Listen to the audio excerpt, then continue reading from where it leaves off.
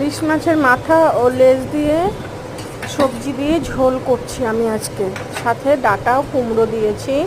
এবার ফোড়নে রাঁধুনি আর কালো জিরে দিলাম, এবার দিয়ে এক ফোড়ন দিয়ে রান্নাটা আমি কমপ্লিট করব বন্ধুরা। ঠিক আছে, তোমরা দেখতে থাকো। এটা একটা পুরানো রান্না, আগেরকার যুগে লোকের পরিবারের লোক সংখ্যা অনেক ছিল, তখন তারা এই বড় বড় ইলিশের মাথা 4 টুকরো করতো, 4 টুকরো করে ঘাড়ের কাঁটা 2 টুকরো করে দিয়ে একটা বেলা এরা চালিয়ে নিত, বুঝেছো। খুব মানুষের তখন পয়সাও কম ছিল, লোক সংখ্যা বেশি ছিল, তবে ইলিশের সাইজ বড় ছিল। তবে অনেক রকম সবজি দিয়ে রান্না করলে রান্নাটা বেশি ভালো লাগে।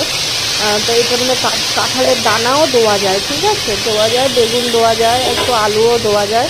আমার কাছে এটাই ছিল, আমি এটি দিয়েই করেছি, তবে খুব সুস্বাদু। এখন